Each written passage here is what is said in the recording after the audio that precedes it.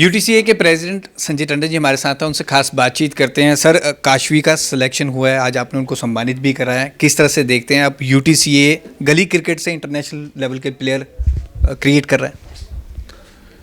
देखो, चंडीगढ़ को 2019 में जब बीसीसीआई से मान्यता मिली, उसके बाद से ही यूटीसीए की टीम दिन रात मेहनत करके प्लेयर्स के लिए अच्छा प्लेटफॉर्म क्रिएट किया।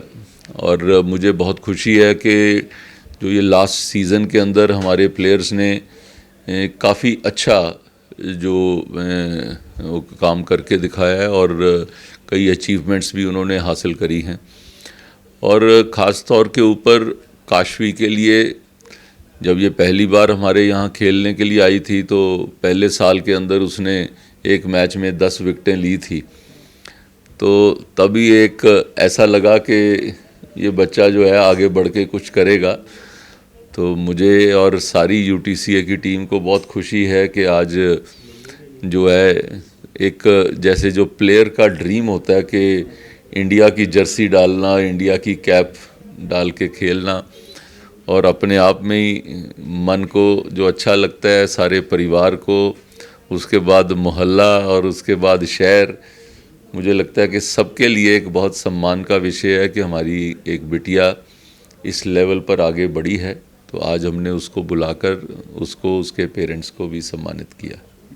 सर, सिटी की अगर हम बात करें, टैलेंट की कमी नहीं है, लेकिन उन टैलेंट को एक प्लेटफॉर्म देना बहुत ज़रूरी होता है और यूटीसीए कॉन्टीन्यूसली ट्राई कर रहा है कि उन यंग टैलेंट को प्लेटफॉर्म दिया जाए। यही कारण है कि अब प्लेयर्स उभर के आ रहे हैं। देखिए, वो प्लेटफॉर्म देना ही हमारा काम है।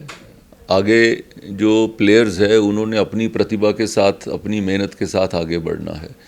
सो मुझे लगता है कि उस सबके लिए एक वो प्लेटफॉर्म तैयार करना ही हम लोग कर सकते हैं। इसके बियॉन्ड तो बच्चे अपनी मेहनत के साथ अपना पसीना बहा के आगे बढ़ते हैं। हमने कोशिश करी है कि इवन गलियों से बच्चे आकर खेलें। यहाँ पे हमारे पास 204 टीमें खेली पिछले से पिछले साल, 302 टीम पिछले साल खेली।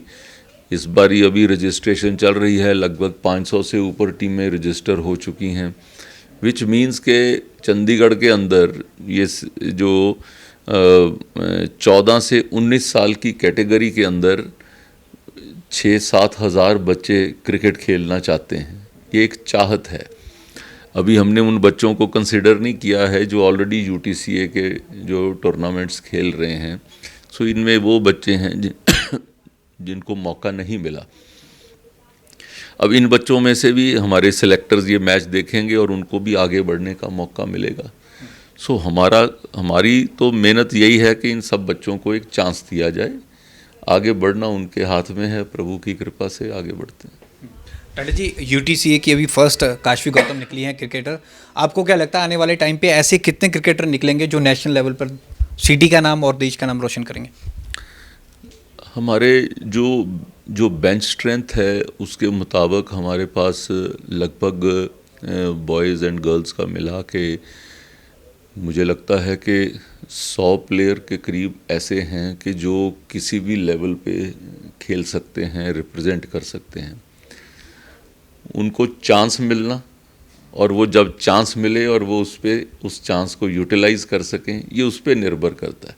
सो धीरे धीरे आप देखेंगे कि पहले हमारे पास अगर एक बच्चा इंजर्ड हो जाता था तो कई बार हम सोच में पड़ जाते थे कि इसकी रिप्लेसमेंट क्या होएगी। आज एक बच्चा इंजर्ड भी होता है तो उसके पीछे 3-3, 4-4 बच्चे ऑलरेडी तैयार हैं। सो एक ये एडवांटेज है कि जो शहर के अंदर अब जो है क्रिकेट जो है वो पूरा अपने यौवन में आ गया है।